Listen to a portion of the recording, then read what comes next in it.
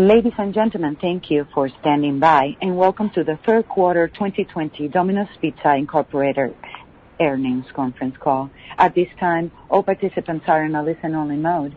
After the speaker's presentation, there will be a question-and-answer session. To ask a question during that portion of the call, you will need to press star 1 on your telephone. To remove yourself, simply press the hash key. If you require any further assistance, please press star and 0. And now I will hand the conference over to your speaker today, Chris Brandon, Director of Investor Relations. Please go ahead. Appreciate it, Carmen, and good morning, everyone. Thank you for joining us for our conversation today regarding the results of our third quarter 2020. I am also joined today by our Vice President of Finance, Michelle Hook, who recently took on an expanded role within our finance organization that includes oversight of our investor relations function, in addition to her other responsibilities. Today's call will feature commentary from Chief Executive Officer Ritch Allison and Chief Financial Officer Stu Levy. As this call is primarily for our investor audience, I ask all members of the media and others to be in a listen-only mode. I want to remind everyone that the forward-looking statements in this morning's earnings release and 10-Q also apply to our comments on the call today. Both of those documents are available on our website. Actual results or trends could differ materially from our forecasts. For more information, please refer to the risk factors discussed in our filings with the SEC. In addition, please refer to the 8-K earnings release to find disclosures and reconciliations of non-GAAP financial measures that may be referenced on today's call. Our request to our coverage analysts, we, as always, want to do our best to accommodate all of you today. So we encourage you to ask only one-part question on this call, if you would, please. Today's conference call is being webcast and is also being recorded for replay via our website. With that, I'd like to turn the call over to our Chief Executive Officer, Ritch Allison. Thank you, Chris, and good morning, everyone. First, this morning I'd like to welcome Stu Levy to the call. This will be Stu's first earnings call as our new CFO. As all of you know, Jeff Lawrence announced his retirement from Domino's on our Q2 call. And while we will miss Jeff and we wish him well, we're excited to welcome Stu as our new CFO. Stu brings a very successful operational track record and a strong connection to the Domino's culture, having led our supply chain division since January of 2019. Under Stu's leadership, we have significantly improved the operational and financial performance of our supply chain business. Stu also has deep experience in strategy and planning from his work at Republic Services and at Bain & Company. Stu is supported here at Domino's by a very talented and experienced group of finance professionals. I know all of you will enjoy working with Stu and his team in the months and years ahead. Now, before I turn the call over to Stu, I do want to take a moment this morning to express a very well-deserved thank you. And that's first to our customers for continuing to give us and our franchisees the privilege to serve you around the world. To our franchisees and operators, I want to thank you for your continued energy, hustle, and for the passion you have for this brand, for your teams, and for your customers. And finally, to our corporate teams, for your incredible efforts in support of the brand, our customers, our franchisees, and our many operators around the world. In the face of this unprecedented pandemic, you have all continued to lead with our values first. And I am extremely proud to serve you as your CEO. So with that, I'm going to turn the call over to Stu for his remarks on the third quarter, and then I'll come back to share my thoughts on the quarter and more broadly on the Domino's business around the world. Stu, over to you. Thank you, Ritch, and good morning, everyone. I'm really excited to step into this role, and I'm looking forward to working with all of you in the coming months and years. In the third quarter, we continued to lead the broader restaurant industry with 38 straight quarters of positive U.S. comparable sales and 107 consecutive quarters of positive international comps. A truly outstanding accomplishment and a testament to the overall strength of the Domino's brand and the incredible hard work of our franchisees and team members around the world. We also continued to increase our global store count, opening 209 gross new stores and 83 net new stores in Q3. Our diluted EPS in Q3 was $2.49, an increase of 21.5% over Q3 2019, primarily resulting from strong operational results and partially offset by COVID-related expenses. Let me provide a bit more detail regarding our financial results for Q3. Global retail sales grew 14.4% as compared to Q3 2019, pressured by a stronger dollar. When excluding the negative impact of foreign currency, global retail sales grew by 14.8%. Same-store sales in the U.S. grew 17.5% in the quarter, lapping a prior year increase of 2.4%. And same-store sales for our international business grew 6.2%, rolling over a prior year increase of 1.7%. Breaking down the U.S. comp, our franchise business increased 17.5%, while our company-owned stores were up 16.6%. The U.S. comp this quarter was driven by a healthy mix of both ticket and order growth. During the quarter, we continued to see a benefit from remaining relentlessly focused on providing good value for our customers and doing so in a safe and convenient way, both through our delivery and carryout channels. This has resulted not only in overall order growth, but also in an increase in items per order, which drove our overall ticket growth in the quarter. In our international business, we were pleased to see a sequential improvement over Q2 in retail sales, reflecting fewer temporary store closures, and in some markets, fewer service method and other operating hour restrictions relative to those seen earlier during the pandemic. The 6.2% international comp was driven by ticket growth, which was largely a result of a shift to more delivery orders, which tend to include more items and a delivery fee, thus yielding a higher ticket. Shifting to unit count, we added 44 net stores in the U.S. during the third quarter, consisting of 47 store openings and 3 closures. Our international business added 39 net new stores during Q3, comprised of 162 store openings and 123 closures, with those closures primarily occurring in India. We believe the pandemic has had a net negative impact on store openings globally, in part due to government restrictions as well as general permitting and construction delays. Overall, our unit economics remain strong, particularly in the U.S., and we continue to work with our franchisees to sustainably grow their businesses. Turning to revenues and operating margins. Total revenues for the third quarter were up 17.9% from the prior year quarter, driven primarily by higher retail sales in the U.S., which in turn drove higher revenue in our supply chain and U.S. store businesses.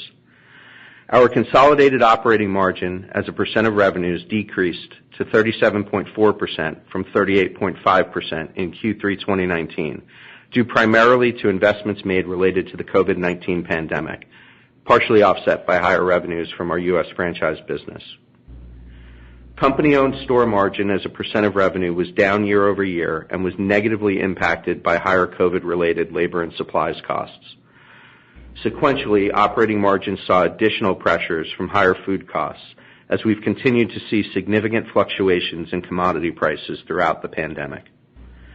Supply chain operating margin as a percent of revenue was also down year over year and was negatively impacted by higher food costs as well as similar COVID-related expenses. G&A expenses increased approximately $8 million as compared to Q3 2019, primarily due to higher variable performance-based compensation expense. Net interest expense increased approximately $6 million in the third quarter, driven primarily by a higher weighted average debt balance resulting from our 2019 recapitalization transaction, and to a lesser extent, borrowings under our variable funding notes during the quarter. Our reported effective tax rate was 19.9% for the quarter, down 1.8 percentage points from the prior year quarter. The reported effective tax rate included a 2.8 percentage point positive impact from tax benefits on equity-based compensation. We expect to see continued volatility in our effective tax rate related to these equity-based compensation tax benefits. When we combine all of those positive elements, our third quarter net income was up $12.8 million, or 14.8% over Q3 2019. Our diluted EPS in Q3 was $2.49 versus $2.05 in the prior year, an increase of 21.5%. Let me break down the 44-cent increase a bit. Most notably, our improved operating results benefited us by 35 cents. Our lower effective tax rate, resulting primarily from higher tax benefits on equity-based compensation, as I mentioned previously, positively impacted us by 6 cents. A lower diluted share count, driven by share repurchases prior to the pandemic, benefited us by 13 cents. And finally, higher net interest expense, resulting primarily from higher average debt balances, negatively impacted us by 10 cents. Shifting to cash, our financial standing remains strong. We continued to generate positive cash from operations during the third quarter, and as of the end of the quarter, we had more than $330 million in available cash and an additional $160 million of available borrowing capacity under our variable funding notes. During the third quarter, we generated net cash provided by operating activities of approximately $158 million. After deducting for CapEx, we generated free cash flow of approximately $141 million. During Q3, we also returned $31 million to our shareholders in the form of a 78-cent per share quarterly dividend. Finally, while we have not repurchased any shares under our board-authorized share repurchase program since the first week of January, we have $327 million remaining under the program for future repurchases. Before wrapping up the financial update, I'd like to walk you through the impact of the COVID-19 pandemic on our Q3 results. As we've mentioned previously, we are steadfast in our commitment to do the right thing for our team members, our franchisees, our customers, and our communities. During Q3, the total impact from safety and cleaning equipment, enhanced sick pay and other compensation for our team members, and support for our franchisees and our communities was $11 million. Separately, the estimated Q3 impact on international royalty revenues from partial store closures was $2 million. And while we withdrew our original annual guidance measures earlier this year due to the uncertainty surrounding the business in light of the COVID-19 pandemic, given the growth in our overall business and the corresponding increase in G&A expense from Q2 to Q3, I wanted to provide some visibility on the anticipated full-year G&A number. We currently expect our full-year G&A expense to be in the range of $405 to $410 million for the 53-week fiscal year. Keep in mind that G&A expense can vary in either direction depending on, among other things, our performance versus our plan, as that impacts our variable performance-based compensation expense. In addition to the G&A guidance, we currently estimate that FX for the 2020 full fiscal year could have a $5 million negative impact on royalty revenues, which is lower than previous estimates, driven by the strengthening of foreign currencies relative to the U.S. dollar. In closing, our business continued its strong performance in the third quarter, and we remain in very good shape financially. Obviously, we will continue to closely monitor all aspects of our business operations given these uncertain times.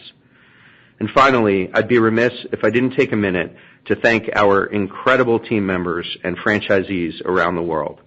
It's their dedication and commitment to our customers and our communities that allows us to generate these results. Thank you again for joining the call today, and now I'll turn it over to Ritch. Thank you, Stu. And once again, congratulations on the new role. I'm certain our analysts and investors are going to enjoy getting to know you better in the days ahead. Now, moving on to our results, I'll briefly discuss our U.S. and international businesses before we take some questions. So let's get started with a discussion about the U.S. business. During the third quarter, the pandemic continued to drive a favorable tailwind for food delivery, coupled with a challenging operating environment. Our focus as a brand across our corporate and franchise stores remained squarely on serving our customers and our communities with a convenient, affordable, and safe food and service experience. We continue to put our people first, making investments in our teams across our corporate stores, our supply chain centers, and our support resources. Around the country, we were also pleased to see our franchisees stepping up to support their teams.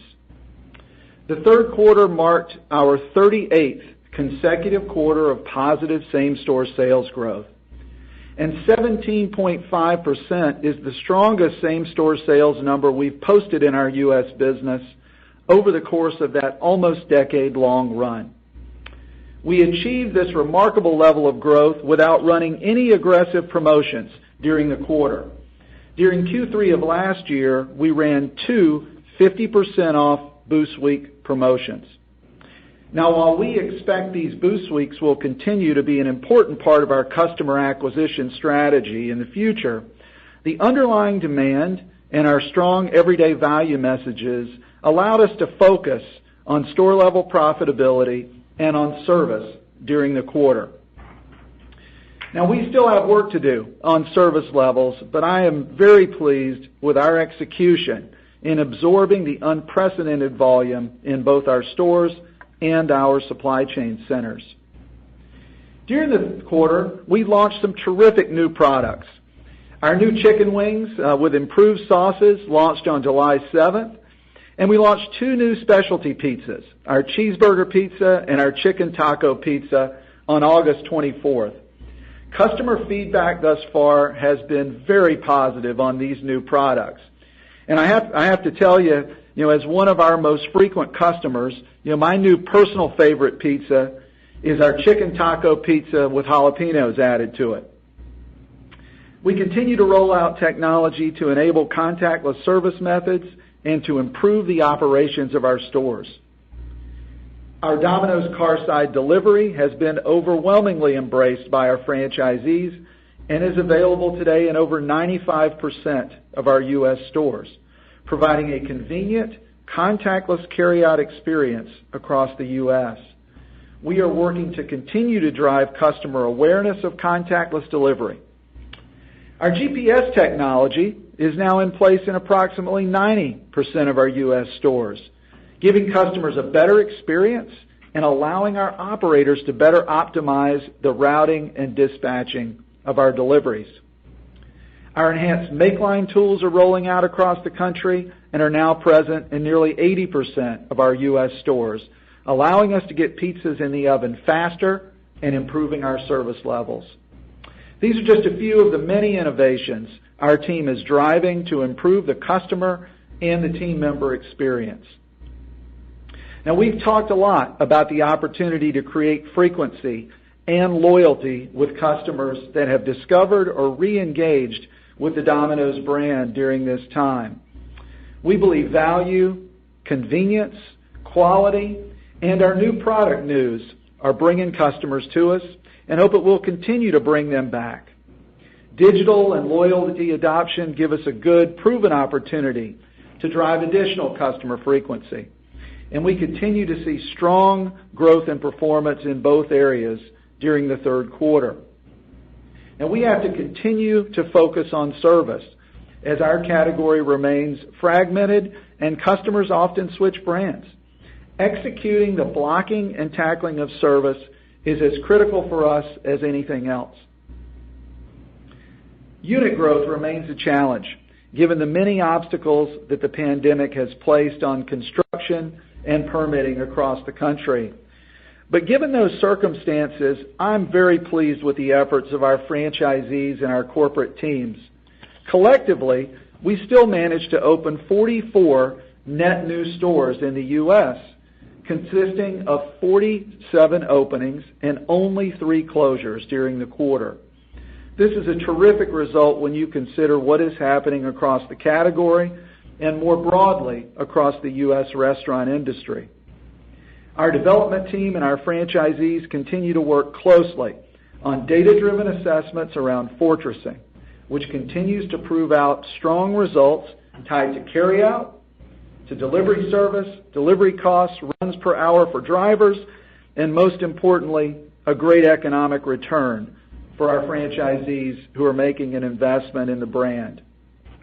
Now, while obstacles presented by the pandemic will create uncertainty in the short term for unit growth for the foreseeable future, I remain highly optimistic around our U.S. unit growth potential for the medium and the long term.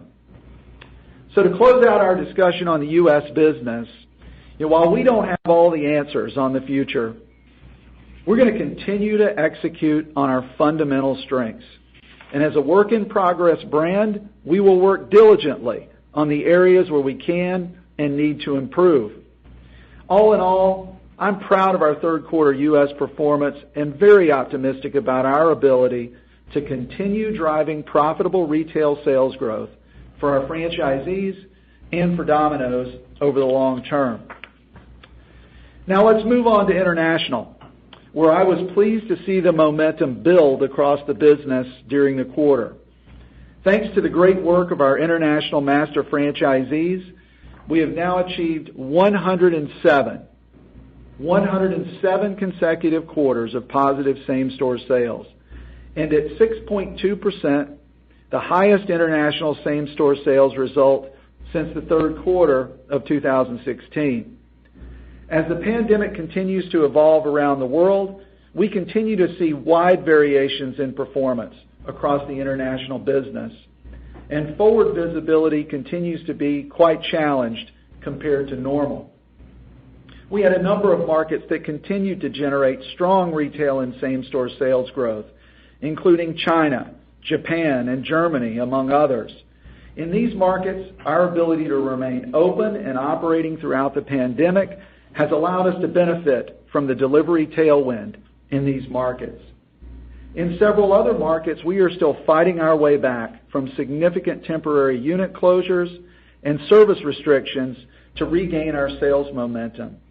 India and Spain are two large markets where our master franchisees and operators have worked diligently to reopen stores and continue to build order counts during the quarter. In markets where we have been disproportionately impacted, we've stepped in to support our master franchisees in true alliance for the long-term success of the brand. Now turning our attention to stores. Coming off a peak of approximately 2,400 temporary closures in late March, we have reopened the vast majority of those stores and now have fewer than 300 that are still temporarily closed. We regained some momentum in new store openings during the quarter with 162 gross store openings. However, those were offset with a higher than usual number of closures, resulting in 39 net new stores. Those closures were concentrated in India, where our master franchisee took the necessary steps to close some underperforming units that were also negatively impacted by the pandemic. In the near term, our retail sales growth will continue to be pressured by the slower pace of store growth that we've seen thus far and anticipate for the foreseeable future. Visibility will continue to be difficult, and the unit growth environment could remain choppy. While I am highly optimistic regarding the growth potential for our brand, given these delays and the choppiness in international store openings that we've seen as the pandemic has continued to persist over the past months, we are currently reassessing whether we will be able to achieve the timing of our previously articulated goal of having at least 25,000 stores open by 2025. Now, I want to be very clear. I see this as a timing as opposed to a capacity matter, and I have a great deal of confidence in our international business and in our master franchisees. They are eager to ramp the pace of store growth back up to our pre-pandemic pace as we continue to pursue our long-term goals. All things considered, I'm very pleased with the resiliency and performance of our international business, and I applaud our best-in-class master franchisees. It is their incredible commitment to invest in the brand that has allowed us to serve our customers and our communities across the globe at a high level, even in the face of so many challenges. The global fundamentals around delivery adoption and market share upside coupled with our strong value positioning, service delivery, and unit economics, all position us well for long-term growth and success in our international business. And to sum it up, the third quarter was a true testament to the unquestioned strength of our international business model, and I remain very optimistic about the future of this business. Stepping back to look across the global Domino's enterprise, the global backdrop around food delivery, digital ordering, and the pizza category specifically continues to be favorable. Now, we don't know how long the pandemic will continue, and we don't know how long we'll continue to feel the related demand tailwinds and operational challenges. However, make no mistake, we will continue to build on our strengths, and we will continue to invest to position ourselves to win in the long game. We'll be leading with our values, delivering high-quality menu offerings to our customers, delivering a strong, consistent, and reliable value proposition, driving sustainable order and transaction growth, investing in technology to support the consumer and our store operators, relentless focus on unit economics and franchisee health, and continuing to fortress our market positions in the U.S. and around the world. These are the areas, regardless of the external, economic, and competitive landscape, where I believe we will continue to differentiate ourselves from the competition and drive shareholder value over the long term. In closing, our global franchisees and operators continue to rise to the challenge every day, and it continues to motivate me and my team. I am proud to serve them each and every day. And with that, we'll be happy to open up the line and take your questions. Thank you. And as a reminder, ladies and gentlemen, in the interest of time, we ask that you please limit your questions to one. And our first question comes from Brian Bittner with Oppenheimer. Please go ahead. Good morning, Ritch, and good morning, Stu. Congratulations on your new role as CFO. Your domestic comps, they continue to be very impressive, but I want to focus my question on the profit flow-through constraints this quarter that caused EBITDA growth to trend below revenue growth. We haven't seen that in many, many quarters of the financial model. Can you talk a little bit more about the nature of these COVID expenses? How much is potential structural changes to cost versus transitory?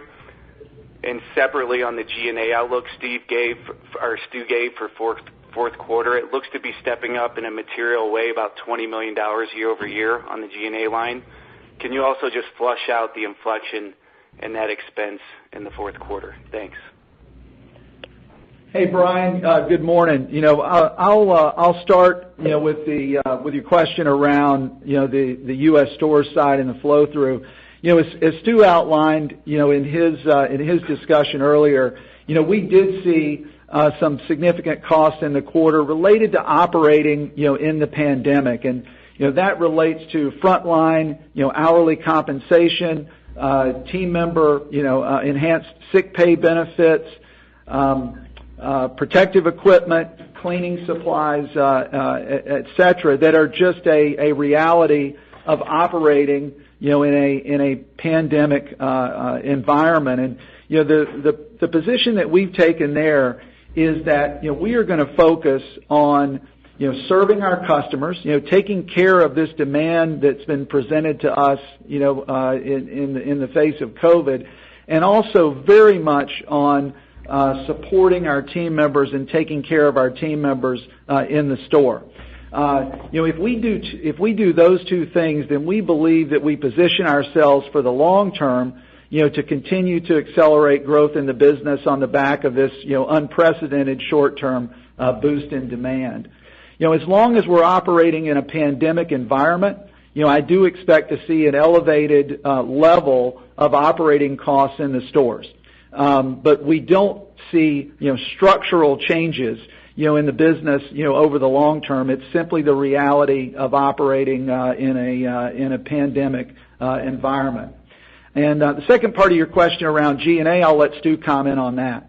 Yeah, and actually, before I do that, let me add just a little bit more color on the margin, and this is detailed a little bit more in the Q. But relative to Q2, the food basket for us was up significantly in Q3, and that's been an effect that we've seen just volatility in the commodity markets during the pandemic. So, in Q2, the basket had decreased year over year 1.2%. Q3 it was up 3.8%, and if you break that down a little bit, cheese, which is obviously a huge input for us, was at an all-time low in Q2 and has been at all-time highs in Q3, and we've seen similar volatility across a lot of other commodities. So that obviously puts a headwind on the business, both in terms of store operations and our supply chain business. On the G&A side, the largest driver there is higher variable performance-based compensation, but the other driving force here is a 53rd week, which obviously drives increased G&A year over year. So that it's something we get once every handful of years, but we happen to have it this year in the middle of a pandemic, so it adds a little bit of additional complexity there. Thank you, guys. Thank you. Our next question comes from Eric Gonzalez with KeyBank. Please go ahead. Hey, just a quick question on the international store closures. I think, given the number of closures in the segment to date, should we expect to see an elevated number of closures in the next few quarters, or do you think those master franchisees in those volatile markets like India have already made the necessary adjustments? Yeah, great question, and yes, we've been very pleased to see the resiliency in that international business, and as you know, we had about 2,400 temporary closures, back about 6 months ago, and as the teams have worked very hard to get those stores reopened, they've also taken a look and assessed, are there stores in the portfolio, that are structurally challenged in the near term, and the long term, and I applaud the team in India for taking the necessary steps, to go ahead and take some of those closures, and we were supportive of that. As I look broadly across the business, we still have a great deal of optimism, around the medium and long-term growth potential in international. But as we look out across the near term, I do expect to see some continued, choppiness as it relates to, getting stores open, due to construction and permitting delays. And then also, we expect to see, a few more, closures as the markets reassess their portfolios, and make sure that we're focusing resources going forward on the stores that are going to drive growth. Thank you. Thank you. Our next question is from Gregory Francfort with Bank of America. Please go ahead. Hey, thanks for the question. I had a question for Stu. I see, and I think most companies in the space have kind of paused the share buyback. And I guess you guys, I don't think, bought back any stock in the quarter. What are you looking for, I guess, to consider restarting that program? And is it just conservatism for maybe why you haven't started it back up so far? Thanks for the thoughts. Sure, no problem. Appreciate the question. Yeah, for us, we're always going to look at what the right way to deploy our cash is, whether and how to return that to our shareholders where it's appropriate. I think earlier in COVID, with the uncertainty, as a lot of companies did, we wanted to preserve cash and figure out, until we kind of had a better understanding of how things looked like they were going to play out. And obviously, now we've got better visibility, and we'll continue to evaluate the best ways to deploy that cash to the business or how to return that to our shareholders. Thank you for the thoughts. Thank you. Our next question is from Sara Senatore with Bernstein. Please go ahead. Thank you. I was just trying to understand a little bit more on the margin question. Obviously the investments in people are are absolutely the right thing to do, given they're on the front lines. And I think you said you didn't see this as a structural change, but just from like a practical standpoint or modeling, how do we think about the ability to reverse any of these that when the pandemic proceeds?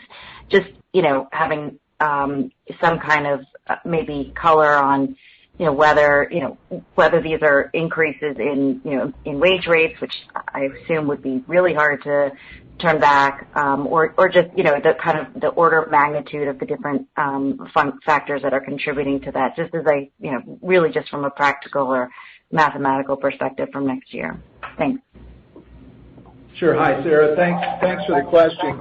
And as Stu outlined in his remarks, we had during the quarter, about $11 million, in costs that were associated, with this COVID-related operating environment. And, as you think about how to look at that, going forward, as long as we're operating in a pandemic environment, we're going to continue to see some elevated costs around safety and cleaning equipment, enhanced sick pay. And then also during the pandemic, we've continued to make sure that we are taking care of our frontline team members with some enhanced compensation as well. And so as long as we're operating in a pandemic environment, we expect to see that also.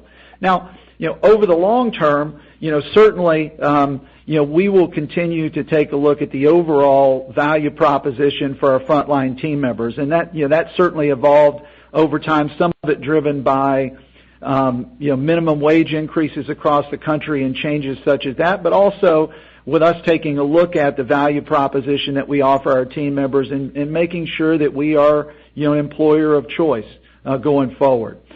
So you will see, you'll certainly see, post-pandemic, some of these costs pare back. And then what we'll do as a management team is we'll focus then from there on continuing to make sure that this is a great place to work for our team members and that our team members are appropriately rewarded for their efforts. Thank you. Thank you. Our next question is from Chris O'Cull with Stifel. Please go ahead. Yeah, thanks. Good morning, guys, and congratulations, Stu. Ritch, would you talk about the performance of markets in the U.S. that have largely lifted restrictions, and in particular, how order size and transaction performance has been impacted once restrictions are lifted? Yeah, sure, Chris. It's interesting, and if I look across the U.S. business, and where we've had, kind of differential levels of performance, it's interesting, as you know, our brand, tends to be less urban focused, than a lot of other brands. And, we've got higher concentrations of our stores in, rural and, second city type of markets. And certainly those markets have performed better, than the urban and suburban markets have over time. So we saw throughout the third quarter, and we saw that in the second quarter as well, that dynamic continued to persist.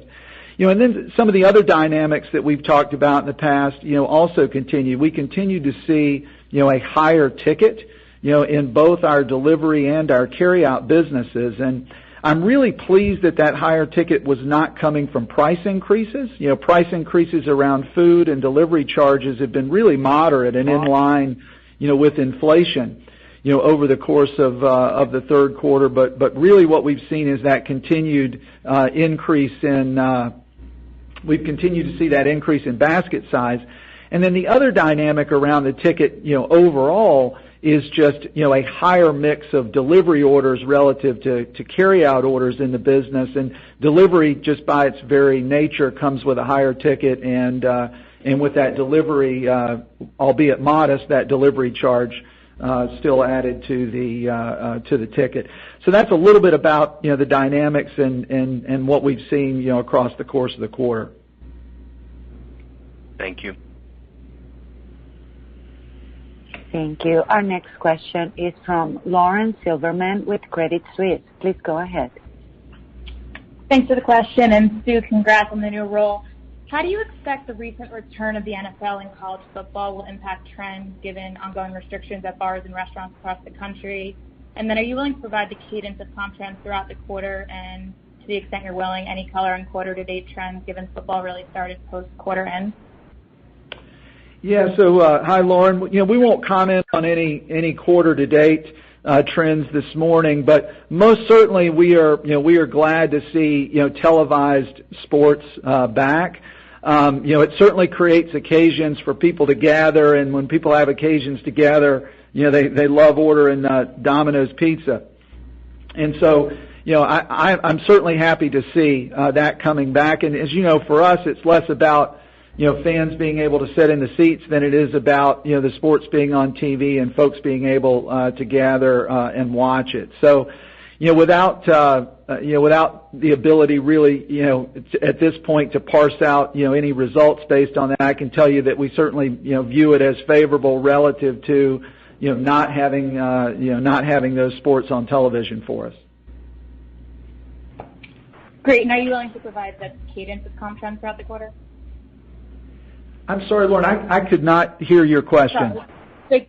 The cadence of comp trends throughout the quarter? No. But what I can tell you is, we had strong growth throughout the quarter, but I won't comment on period by period specifics. Okay, thank you very much.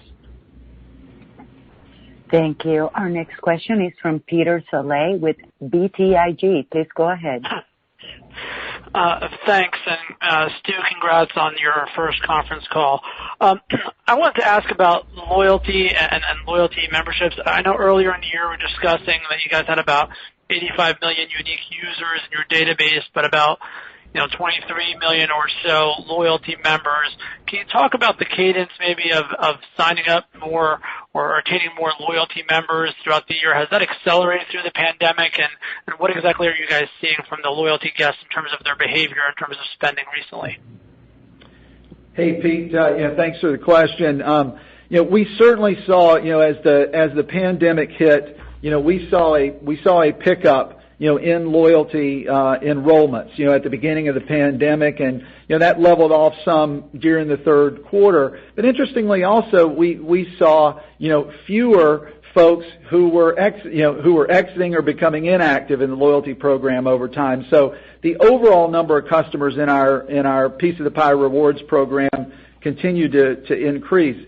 And then as we took a look at what was happening with our heavy and medium and light users, we're also pleased to see over the course of the quarter that customers in each of those buckets were ordering from us more often, and the ticket was higher also in each of those buckets. And that occurred in the third quarter, despite the fact that we didn't run any boost weeks in the third quarter of 2020, and that compares to running 2 of them. Of our 50% off promotions, back in the third quarter of 2019. All right, thank you very much. Thank you. Our next question is from John Glass with Morgan Stanley. Please go ahead. Hi. Good morning, and thanks for the question, and congratulations, Stu. Ritch, you talked a couple of times about service and service opportunities and obviously challenges in the business. I wasn't sure if that was a comment about you saw some service slipping for some reason, or this is just a work in progress company, but can you just talk about, has there been unique challenges that have created service delays, for example, in the business?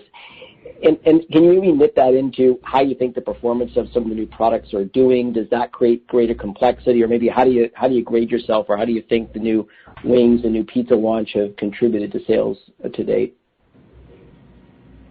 Sure, John. First on the service piece, most definitely at the beginning of the pandemic, when volumes in our business jumped up significantly, we definitely slipped a little bit on our estimated average delivery times.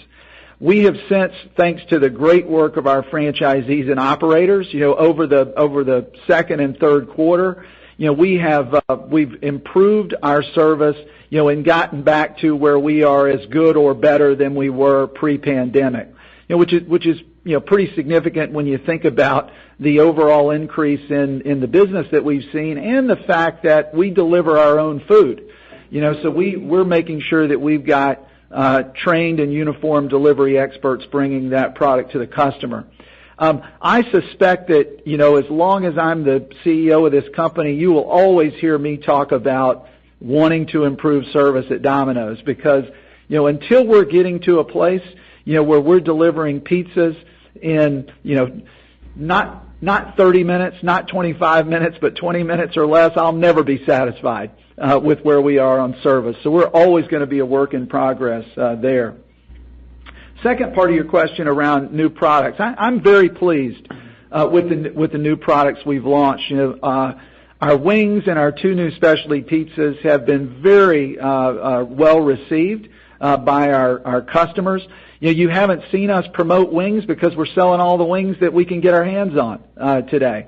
So very, very positive performance, on the wings business. And then, we launched the specialty pizzas obviously just within the last, couple of weeks of the third quarter. But, those specialty pizzas are already, at the top end in terms of mix of our specialty pizza range. So very pleased with where we are to date. And also really pleased, and I think you asked a great question, these do not add operational complexity, within our stores. In fact, the wings actually reduced operational complexity in the store given how we package it. And each of the 2 specialty pizzas required only 1 incremental ingredient that we didn't have on the make line already. Great. Thank you. Thank you. Our next question is from David Tarantino with Baird. Please go ahead. Hi, good morning. Ritch, I was hoping you could elaborate a bit on your comments about the 25,000 unit target you laid out a few years ago. And in particular, I understand the issues with delays in terms of international market openings, but you also mentioned potential for some closings. So I wonder if you could talk about, how much of your, pullback on the target might be related to the closings you expect to see, and whether you're willing to frame up the magnitude of those closings. Sure, David. It really does relate to the pace of openings, much more so than, concern about closures going forward. Now, hitting the closures first, we've certainly seen a higher, number of closures in 2020 relative to normal in our international business, but I expect that we will work through those over the short term. So the real issue around the pace to getting to 25,000 is just the pace of the gross openings, which had slowed during 2020 given, some of the similar, construction and permitting challenges that we've seen in markets, all over the world. But also for those countries that had temporary closures, the effort has really been directed in the short term on getting those stores reopened and ramping them back up to their full run rate. So I'm optimistic, over the medium to long term, that we'll get back to the very strong pace of unit growth that we had in the international business. It's just that the step back that we've had to take in 2020 does cause us to take a look and reassess the timing of that 25,000 milestone. Not the milestone, but just the timing of reaching it. Makes sense. And I guess one follow-up, a lot of companies have talked about potentially accelerating the pace of openings given the opportunities they see on the other side of the pandemic. So I guess your comments might imply that might not be possible or might not be desirable in the international markets in a sense to catch up for lost ground in 2020. No, I wouldn't take it, that way, David. And, if I break it down a little bit, first of all, starting on the U.S. side of the business, I see a heck of a lot of opportunity to accelerate our unit growth on the U.S. side of the business. Where while we've been in a difficult operating environment, if you look at our, trailing 4-quarter net unit openings in the U.S., it's still very strong and consistent with where we were a year ago. The international business, when you take a look at that, you really have to break it down, because if you talk about it just in total, you lose some of the nuances of it. And we have multiple markets in international that, in fact, have maintained pace and are accelerating on unit growth. It's just when you take into account some of those countries that had to take a step back with respect to temporary closures, I just expect it to take a bit more time to ramp back up in those markets. But all around the world, our teams are taking a look at the real estate opportunities that are presented to us by the fact that there are quite a few other restaurant and retail businesses that are closing out there, certainly at a much higher rate, than we see inside our own business. Great. Thank you very much. Thank you. Our next question is from Dennis Geiger with UBS. Please go ahead. Great. Thank you. Ritch, you gave some really good color on the loyalty program, but just wondering if you could talk a bit more about new customer acquisition in recent months, kind of how that's trended since 2Q and how you're thinking about the stickiness of those new customers as we look ahead. Thanks. Sure, Dennis. Well, we've had, if you break our business down, and I talk about it a lot in terms of the two businesses that we run inside each of our boxes, which is, one is a delivery business and the other is a carryout business.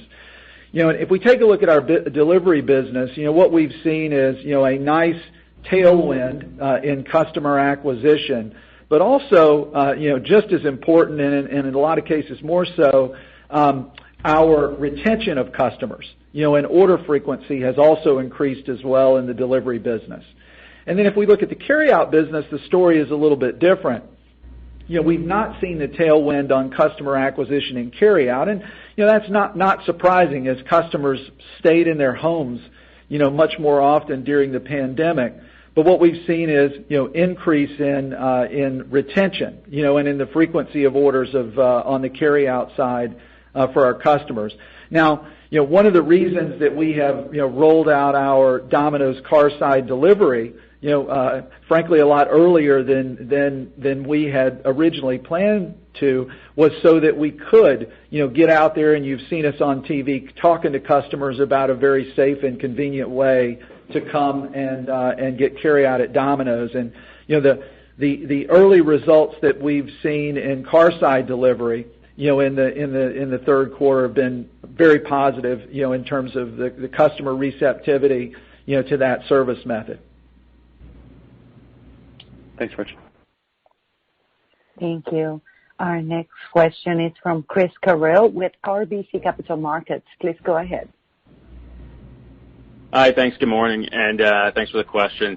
So can you provide any further detail around how the value platforms performed over the course of the quarter, and did you see any change in utilization of the $5.99 and $7.99 platforms?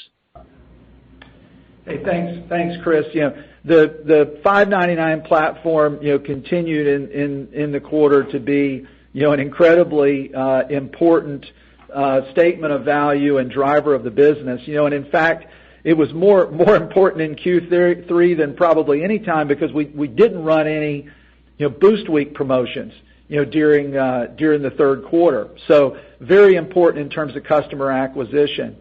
And we're also, we're always kind of taking a look at and thinking about, how can we enhance that value platform. And as you've seen with the launch of our two new specialty pizzas, we took a look at how those could integrate into that value platform. And the customer research that we did, gave us a high level of confidence that we could offer those pizzas at a $3 upsell to the $5.99, which gives great value to the customer and also really a nice margin opportunity for our stores as well.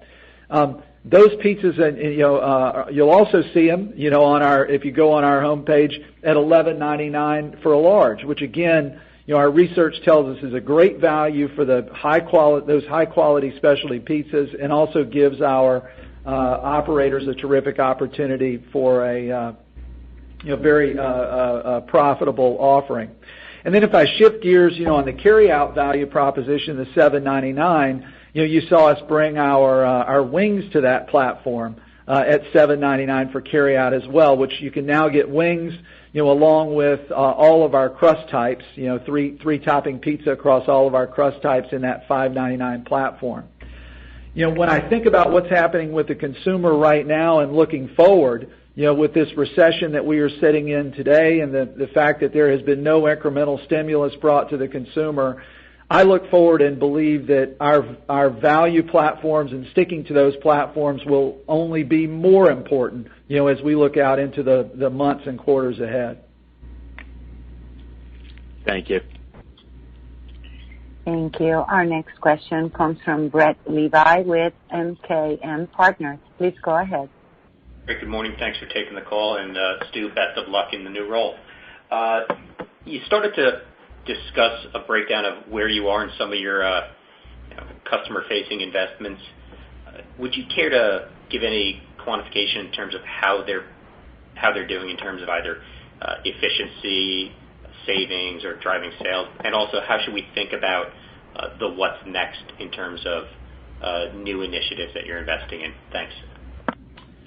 Sure, Brett. Well, we are very pleased, with the rollout and adoption, of these technology platforms, and it's an interesting, kind of, pivot for us in, how we're thinking about innovation at Domino's. So, much of the innovation, if you think back to 2010 and forward, when we were, driving rapid increases in digital adoption in our business, much of the innovation was around, the ordering platforms and what we put in the hands of customers. We're still doing that, but we've also significantly ramped up our efforts around technology innovation to support the operations of our stores. And that's where you get to GPS, you get to our enhanced make line tools, you get to our Carside Delivery. Certainly they have customer benefits, but they've got, frankly, benefits to our operators that I'm even more excited about than the customer-facing aspects there. And as we think about that innovation pipeline going forward, a good bit of what we're going to be focused on is innovation that does make our stores, at the incredible volumes that we're managing today, that makes our stores easier to run for our operators and our store managers, resulting in a better quality of life for them, but also ultimately a better service experience for our customers.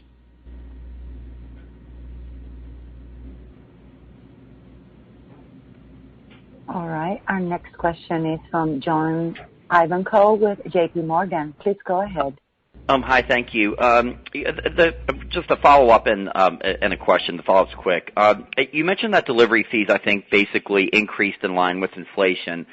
That surprises me a little bit, considering some of the delivery and service fees specifically being taken by a third party.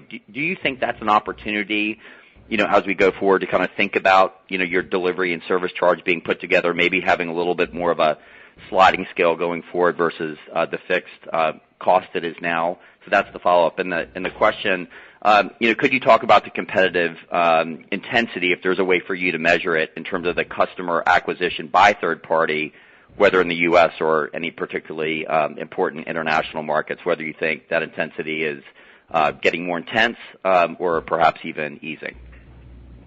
Great. Hi, John. Yeah, on the delivery fees, we look at this as a competitive advantage for us going forward. When we think about the relatively low and transparent delivery fee that we charge our customers, versus what you're seeing with the aggregators, this really is a key part of our value proposition for our customers. And all of us have ordered third-party delivery, and most of the time it's really hard to figure out what you're being charged, because you might be getting a free delivery, but then you go in and you see a line that says, taxes and fees, and then if you're industrious enough to click on the little, question mark, you figure out that it's not just taxes to the government, but you're also being charged a service fee. And for those of us that have been in the delivery business forever, we don't know what the service fee is if it's not paying for having the delivery brought to you.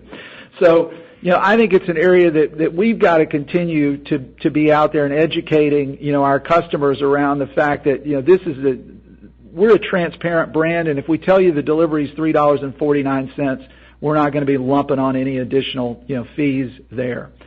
Certainly our delivery fees do vary market by market, based on labor rates. We operate in places that, where we've got $7.25 an hour labor, in places where we have $15 plus. So we do adjust those fees. Our franchisees adjust those fees, up and down. But transparency is going to continue to be a big part of how we present ourselves to our customers. Then on second part of your question around the competitive intensity, I would say, John, it's every bit as intense, as it was in the second quarter and as it was in the first quarter. In particular with the third, party aggregators, continue to be very aggressive in the offers that they have out in the marketplace and in their advertising. And when we take a look at our competitive set, in pizza delivery, it's a different game than the game that we were playing 5 years ago. The number one competitor we look at is not any of the pure play pizza players, but it really is, competing against delivery from the third party aggregators. Thank you. Thank you. Our next question is from Jeffrey Bernstein with Barclays. Your line is open. Great. Thank you very much, and congrats, Stu, on your new role. Just a question on the outlook. I mean, we hear a lot that peers of yours that maybe operate their own restaurants are talking about doing more with less on the heels of, I guess, efficiency learnings through the pandemic and maybe achieving pre-COVID EBITDA dollars at sales levels well below the prior 100%. So as I think about your business, you're running a franchise model, obviously, but is that an opportunity there? I mean, and your sales being well above prior sales levels, I'm just wondering, what are the greatest drivers to further enhance your profitability, obviously after the unique COVID costs ease, kind of any efficiency opportunities that you see to be more efficient in terms of learnings through COVID, or if maybe that's just not realistic when you're running the franchise business versus the flow-through of a company-operated model. Thank you. Hey, Jeff, thanks for the question. Most certainly, we're very focused on, driving, dollar profitability at the store level. We talk about that all the time, and we've been fairly, transparent about it over time as well. So in our corporate store business, and then also, as we work with our franchisees, we're absolutely looking at ways that we can more efficiently operate, our businesses, coming out of COVID. Some of the store technology tools that I talked about earlier, a part of that. I'll take GPS, for example. By utilizing the GPS technology inside our stores, our store managers know exactly where the drivers are at any given time, and that allows us to get more efficient in how we do our routing, how we, pre-bag and get the orders ready to go once the delivery driver returns. And then also in cases of our best run stores today, our drivers aren't even coming at the rush back into the stores. Our operators, because they know the drivers are coming back, are running those pizzas out to the cars, handing them into the drivers, and saving a minute, maybe 2 minutes on the turn, which ultimately results in better service and better labor that you run in the stores. We're also working on some advanced, forecasting and labor scheduling tools in our corporate stores, where the early results of our pilots and tests there have been very positive, to help us to get better on service while reducing the labor costs associated with that service. All of that gets thrown into a little bit of, disarray, as we talked about earlier in a pandemic, when you've got all of these additional costs that are layered onto the business. But as we look forward coming out of COVID, our expectation is that we will, continue to drive efficiency and therefore higher, levels of EBITDA operating cash flow in the stores. And just to add to that, the one thing we won't do is reduce the quality of what we're providing as a way to cut costs. You mentioned thinking about the menu. As we launched new wings, that was to improve the quality of the product that we were providing, not because we thought we could, take a little money out of the cost of the ingredients. Thank you. Thank you. Our next question is from Jon Tower with Wells Fargo. Please go ahead. Awesome. Great. Thanks for making the time. Just real quick, a clarification, Rich. I think earlier in the conversation, your prepared remarks, you had mentioned the idea that the company stepped in to support master franchisees in international markets. So I was hoping, one, you could expand upon that. And then two, can you discuss in the U.S. side of the business how perhaps the delivery versus the carryout mix might have impacted store-level labor during the quarter, particularly relative to the second quarter or even last year, and perhaps maybe the curbside business stepping up the cost of labor in the stores during the period? Thank you. Thanks, John. So, first on support, with our international master franchisees, we have had several of our international markets that were disproportionately, hit by COVID and had to have either a whole or a substantially partial shutdown.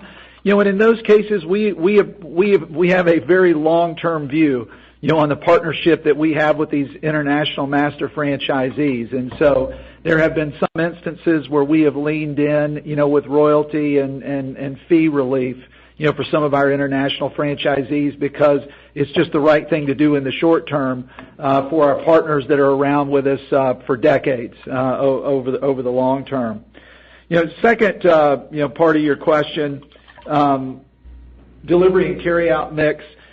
Certainly, we've seen, in terms of order mix, delivery, in the third quarter, was certainly a higher percentage, by a couple percentage points of our order mix, versus what we were running, pre-pandemic. And certainly, delivery orders, bring with them, on a per order basis, higher dollar labor costs. But those are also associated with higher ticket, as well.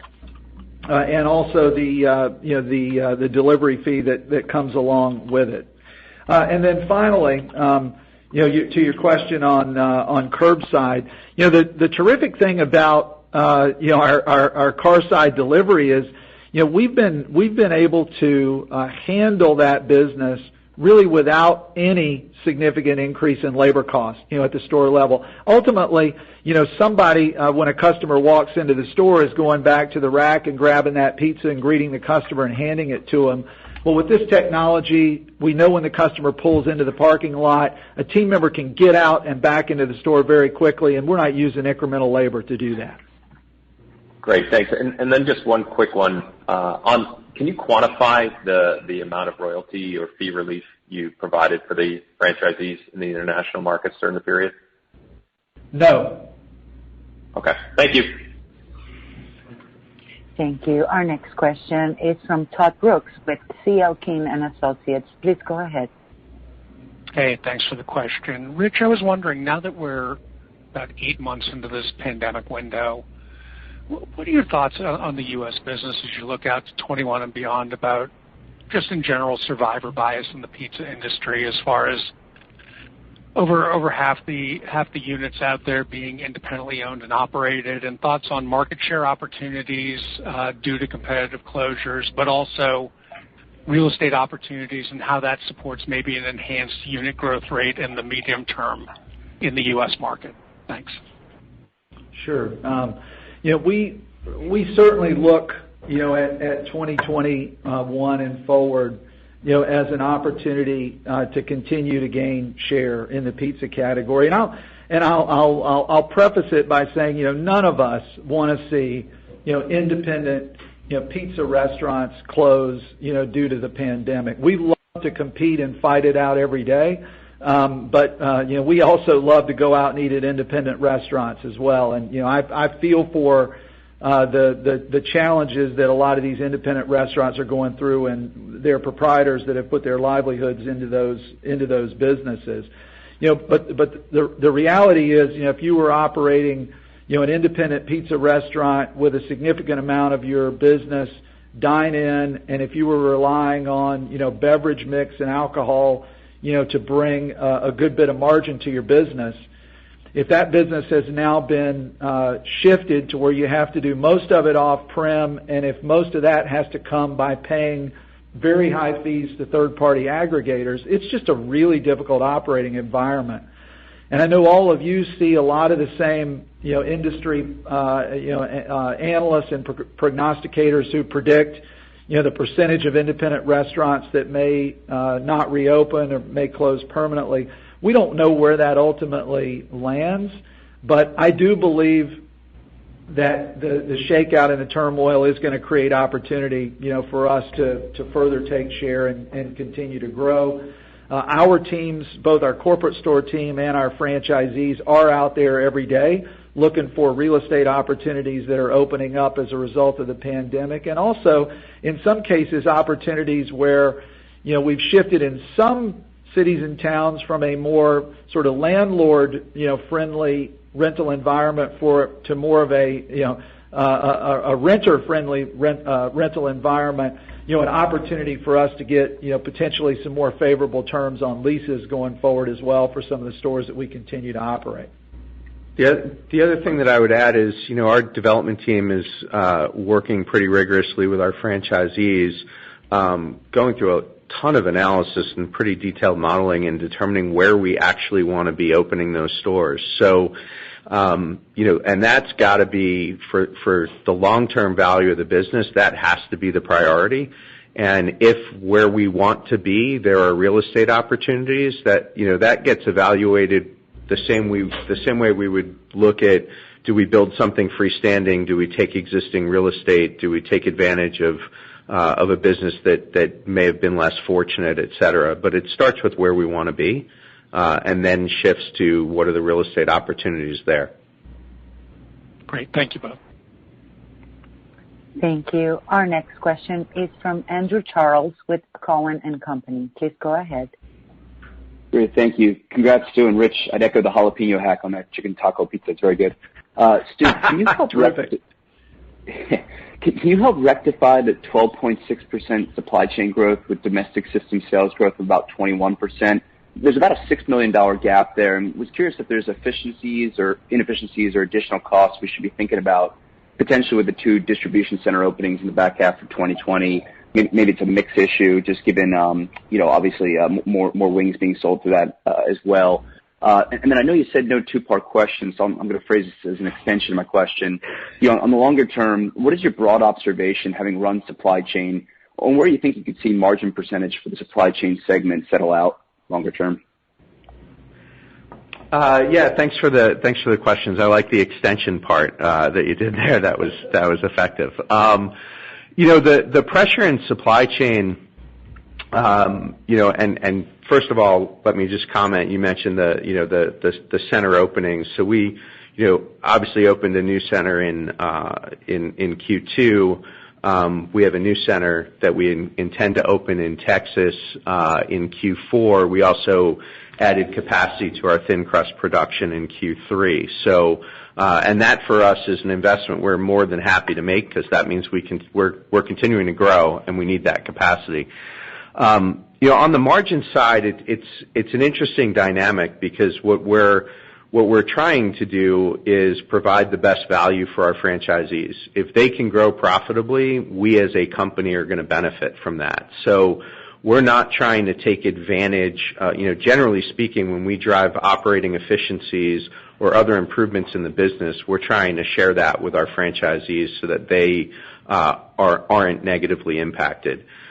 During the course of COVID, we saw a couple of things, one of which was the high increase in commodities, and what we were attempting to do with our franchisees, again, was sharing a little bit of that pain. So we were passing through commodity increase, but not taking additional margin on it. So as the food basket goes up, the margin percentage comes down. So we're generating more margin dollars, but at a lower percentage, so that savings can be passed along to the franchisee base. So that was one piece of it. The second thing that we did was all of the additional supplies that were related to COVID, we were basically passing through to our franchisees at cost. we didn't feel we should be layering on additional costs for them. Again, trying to make sure we can drive profitability to the stores, and then in turn, that helps the system overall. So, are there other efficiency opportunities? Yeah, it's impossible to run a supply chain the size of ours and not always have other opportunities for efficiency, and that's what our team works at every single day, is how do we get more efficient, remain safe, be more efficient and more effective in delivering for our franchisees. Thanks, Dave. Sure. Thank you. Our next question is from James Rutherford with Stephens. Please go ahead. Hey, yeah, thanks for taking the questions. I just was curious directionally how you think about the demand picture for Domino's and how that will evolve as the country reopens. I know there was a question about this earlier, but we now have a few states that have completely removed restrictions on dine-in capacity. More will likely follow. A vaccine, of course, is in the works. So just what have you observed about consumer behavior as certain markets have lifted restrictions, and what directionally does that tell you about the normalized steady-state AUVs for Domino's post-pandemic? Thank you. Sure, James. It's still really early on, in terms of cities and states, reopening, and given the purchased frequency and cycle in our business, it's still early, for us to draw any observations, from cities that may have flipped from 25% capacity to 50% capacity, over the course of the last month or two. But so what I'll do is I'll step back a little bit and just kind of give a perspective a little bit more broadly. And I think some things that have happened here during the pandemic have really been the acceleration of some trends that were in place already. So when we think about how customers want to order food, there was a trend toward digital ordering pre-pandemic, and that significantly accelerated during the pandemic. I don't expect customers to go back, to calling on the phone. I expect digital ordering to continue to grow post-pandemic, and I feel that we are very well positioned, in that space today, with 75% of our sales in the U.S., digital, as we sit here today. I also think, that the trend around off-premise consumption, which was there pre-pandemic, has accelerated during the pandemic, and I don't think we're going to see an immediate, snapback. Certainly, people are going to go, or some people are going to want to go and sit down in a restaurant again. I'm one of those people, for sure. But I think we're going to continue to see a movement in the QSR space toward off-prem consumption, and I think our business, with the strength in delivery and in carryout, I believe also positions us, very well for that trend to continue going forward. So what we're trying to stay focused on here is, taking the opportunity that we've been given through customer acquisition during COVID, and to convert those customers into long-term loyal customers of Domino's Pizza. So far, the early results in that have been very positive. As I mentioned earlier, our retention is up. Our frequency is up across, medium, heavy, and even light users. And really the challenge for me and my team ahead, and for our franchisees and operators, is we got to continue to do a great job serving those customers, and we believe they'll continue to come back to us going forward. And honestly, given the share that we have of the restaurant industry today, even as the number one player, we've got so much room for upside and share growth within a growing category that I'm far less concerned about the reopening of sit-down restaurants than I am about us doing a great job on execution every day. Excellent. Thank you for the thoughts. Thank you. And our last question comes from Jared Garber with Goldman Sachs. Please go ahead. Good morning. Thanks. Thanks for all the color on the call today. Really great commentary. Most of our questions have been asked and answered, but just wanted to get a little bit more color on China, maybe. Obviously, we heard the news last quarter of the strategic investment there, and maybe any color on how the business is trending, or how you're seeing the unit opportunity shape up there, especially versus some of the commentary today on the timing of the 25,000 units by 2025. Thanks. Thanks, Jared. Well, China really has been a terrific success story, in 2020. While we've had some slowdown in some of our markets around the world, China is definitely not one of them. Sales growth and unit growth have been very strong in China this year. We've got a terrific management team over there in place with our master franchisee, Dash. And we've got a lot of optimism around the future growth of our business in China. And China also, back at the beginning of the year when the pandemic obviously hit China first, China really was, our leaders over there really were the architects of a lot of the contactless service methods that we're using in the U.S. and around the world. So not only have they delivered great results, but they've also stepped up to be thought leaders in our business. And as I look forward on China, I expect that there will be a point in the future where China will be the second largest Domino's pizza business in the world, behind the U.S. Thank you. Thank you. And this concludes our Q&A session for today. I would like to turn the call back to Ritch Allison for his closing remarks. Thank you, and thanks everybody for joining us on the call this morning. We look forward to speaking with you again on November 12th when we host our virtual investor Q&A event. So we hope we'll get a chance to talk to all of you in just a month's time. And then, of course, in February we'll get back together to discuss our fourth quarter and our full year 2020 results. And until then, I hope all of you stay safe and healthy, and we'll talk to you again next month. Thank you, ladies and gentlemen, for participating in today's program. You may now disconnect.